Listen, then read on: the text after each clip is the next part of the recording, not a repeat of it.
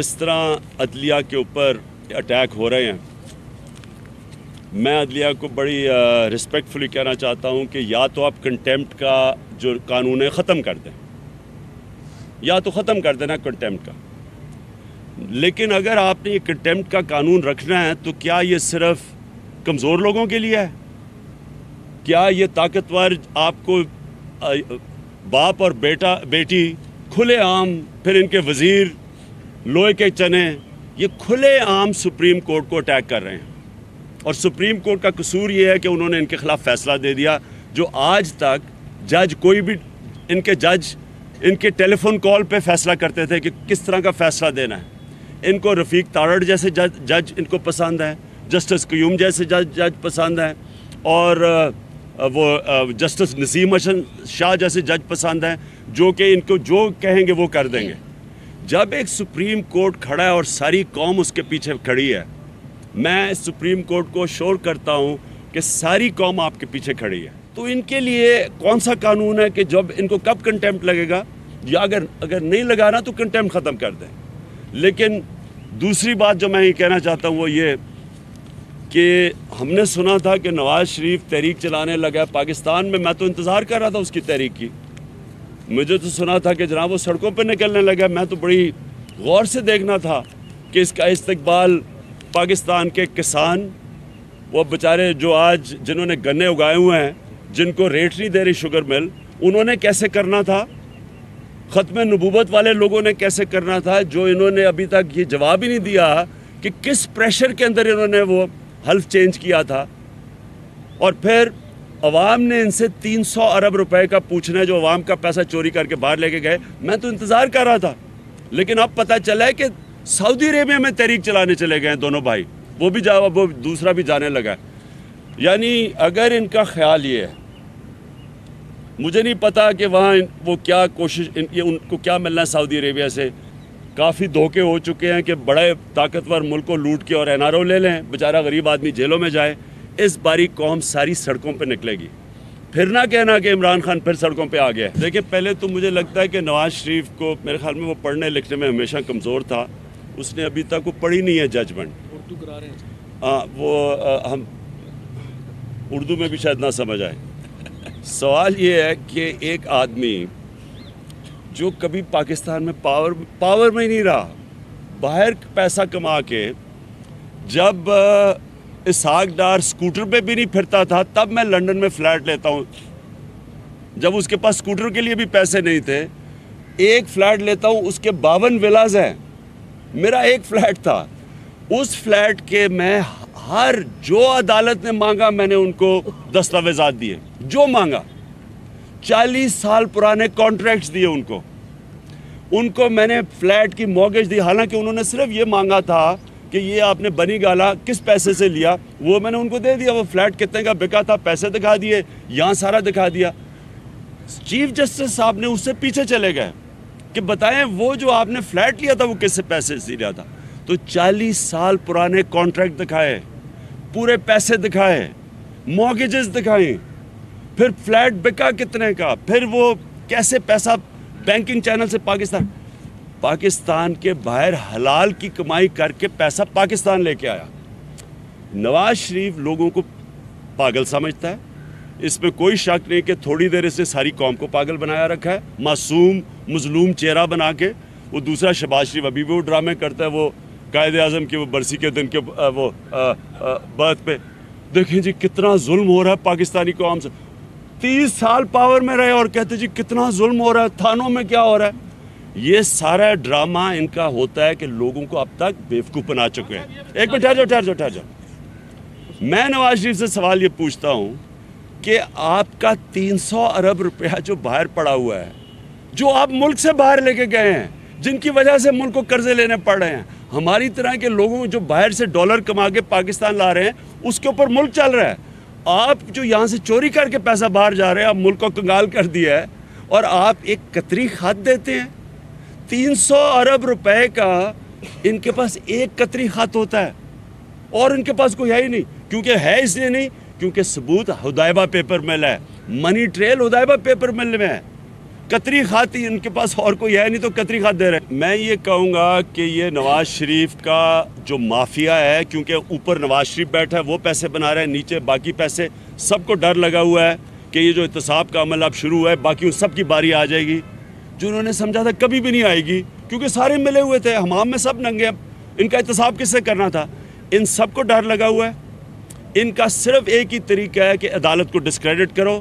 اور فوج کے اوپر ان کو یہ ہے کہ جے آئی ٹی میں کیوں نہیں فوج نے ان کی مدد کی، کیوں نہیں ان کو بچایا، کیوں نہیں جو فوج تو بڑی مہربان رہی ہے نا ان کے اوپر. لاڈلا مجھے کہہ رہے ہیں آئی ایس آئی سے پیسے ان کو ملتی تھے وہ میران بینک سے. لاڈلا مجھے کہہ رہے ہیں ضیاء الحق نے ان کو چوسنی دے کے تو پالا ہوا ہے. مجھے کہہ رہے ہیں لاڈلا یہ وہ جو بریگیڈیئر نے ان کو الیکشن جتایا ہے 2013 کا پنجاب کے اندر، جو ریٹرننگ آفیسرز کو یہ سپریم جوڈیشل کمیشن میں چیز آئی تھی کہ جو ریٹرننگ آفیسر کو سراؤنڈ کیا انہوں نے، فوج نے اندر بیٹھ کے ٹھپے لگائے گئے ہیں اور کینڈیڈیٹس کو جانے نہیں دیا اندر. تو یہ جو ان کو آج اعتراض یہ ہے کہ کیوں نہیں فوج نے مدد کی ان کو پھر سے بچانے کے لیے، کیوں نہیں مدد کی سپریم کورٹ نے، جسٹس کیوم جیسے لوگوں جو پہلے کرتے تھے کیوں نہیں مدد کی، یہ ان کا اعتراض ہے. اور یہ اپنی چوری بچانے کے لیے یہ ملک کو تباہ کرنے کے لیے تیار ہیں. یہ پاکستانی فوج کو تباہ کریں گے، یہ سپریم کورٹ کو اٹیک کریں گے. باقی ادارے تو ویسے ہی تباہ کر دیے انہوں نے، وہ تو سپریم کورٹ میں کہا گیا ہے کہ سارے ادارے انہوں نے مفلوج کر دی ہیں. میرا یہ سٹانس ہے کہ ایک چیز تو یہ ہے کہ اس میں شکیل الرحمان بھی بڑا جیو والا، اس کو بڑی تکلیف ہوئی ہوگی کیونکہ یہ نواز شریف کے ساتھ وہ بھی مافیا کا حصہ ہے. اس نے بھی پوری بچانے کی کوشش کی ہے اس کو، اس نے بھی پوری کوشش کی ہے شکیل الرحمان نے، کیونکہ اس کو آج جب دیکھ رہے ہیں نا جو کیس ہو رہا ہے، کیونکہ شکیل الرحمان کو بھی پتہ ہے کہ اس نے جو اس ملک سے ٹیکس چوری کیا ہوا ہے، اور جب اس کے ٹیکس اس کے اوپر آنے لگتا ہے تو میڈیا کو استعمال کرتا ہے ٹیکس بچانے کے لیے. اس کو پتہ ہے کہ اس کی بھی باری آنے والی ہے. شکیل الرحمان آپ بچیں گے نہیں اس میں سے. ہونا تو بہت اچھا ہونے جا رہا ہے، مجھے تو اس پہ کوئی شک نہیں ہے. مجھے اعتماد اپنی پوری عوام کے اوپر ہے، ایک شعور رکھنے والی عوام جو سارے ایشوز سمجھ بیٹھی ہے. یہ جب بھی ہم عوام کو کہیں گے نا، میں تو کہہ رہا تھا نواز شریف تحریک چلائیں، اس کے بعد ہم بھی تحریک چلاتے ہیں عدلیہ کے لیے، خود ہی لوگوں کو پتہ چل جائے گا، ان کو پتہ چل جائے گا عوام کدھر کھڑی ہے. دیکھیں طاہر القادری کا جو ماڈل ٹاؤن کا ہے وہ ایک ہیومینیٹیرین ایشو ہے، اس کے اوپر سب کو سپورٹ کرنا چاہیے. یہ کوئی الیکٹرل الائنس نہیں ہے، اس کے اندر ایک انسانوں کو دن دہاڑے قتل کیا گیا ہے، 14 لوگ مارے گئے ہیں، 100 کو گولیاں لگی ہیں. ہم ہر قسم کی اس کی مدد کریں گے طاہر القادری کی. اور کوئی بھی، میں کہتا ہوں ساری ہیومن رائٹ آرگنائزیشنز کو مدد کرنی چاہیے. وہ ہیں تو پاکستانی، تو کسی اور کے لوگ مار دیں گے. آج کسی اس پارٹی کے مارے ہیں، کل کسی اور کے مار دیں گے، تو کیا ہم کہیں گے جو ان کے لوگ مرے ہم کچھ نہیں کریں گے؟ اس لیے یہ ہیومینیٹیرین ایشو ہے. پہلے دن سے میں نے کہا تھا، جس دن لائیو ٹی وی پہ میں نے ان کو گولیاں لگتے دیکھ رہا تھا، وہ جو قتل عام ہو رہی تھی، تب سے میں نے فیصلہ کیا تھا میں ان کی مدد کروں گا.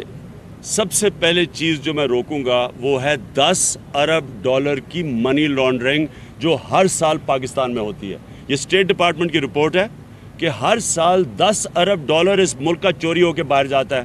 وہ یہ اس لیے نہیں پکڑ سکتے کیونکہ سب سے بڑے منی لانڈر نواز شریف ہیں، شہباز شریف ہیں، یہ اسحاق ڈار ہے، یہ باقی جتنے کامے ہیں، یہ سارے منی لانڈرز ہیں. یہ کیسے پکڑیں گے؟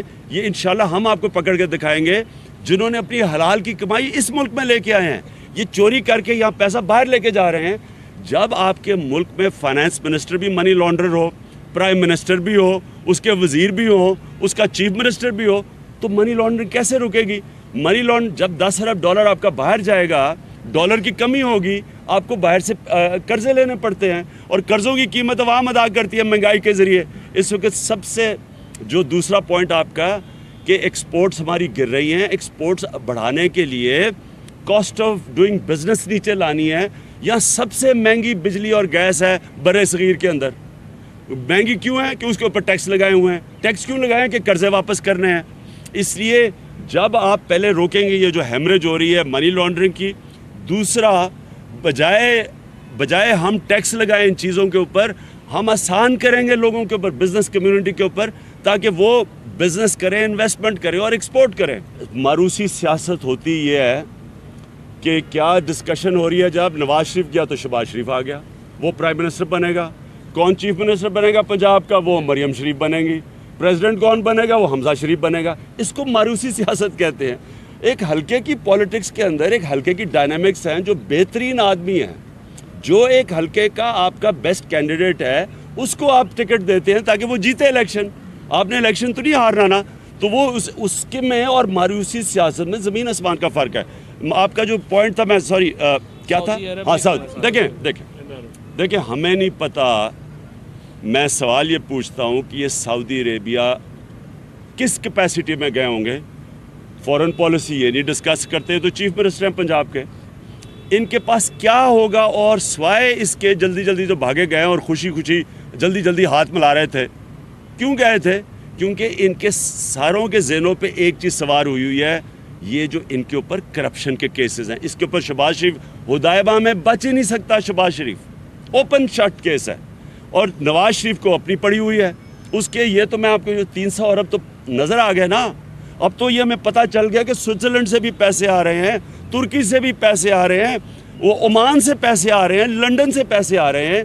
इसाक डार को जो इनका फ्रंट मैन है, तो इनको पता है कि एक दफ़ा कार्रवाई शुरू हो गई, मनी लॉन्ड्रिंग का केस इनके ऊपर लग गया। इसके सारे बाहर के जितने भी लोगों को पता चलेगा कितनी चोरी की है, तो ये उस चोरी को बचाने के लिए ये मेरे ख्याल में ये उनके घुटने पकड़ेंगे, वो शहजादों के घुटने दबाएंगे। खुदा के वास्ते बचा लो, बड़ी मेहनत से हमने चोरी की थी, बड़ी हमारे देखे ना बच्चों को भी हमने पालना है, वो सारों को अरबोपति बनाना है, बच्चों को भी अरबोपति बनाना है, इसहाक के बच्चों को भी, फिर उनके, वो सिर्फ़ और सिर्फ पैसा बचाने जा रहे हैं। मैं इनको आज कह रहा हूँ कि ये आपका पैसा अब नहीं बचने लगा। आप चाहे सऊदी अरेबिया चले जाएं, आप ट्रंप को भी मिलने चले जाएं, उसके भी घुटने गोटे पकड़ लें, कोई फ़र्क नहीं पड़ने लगा।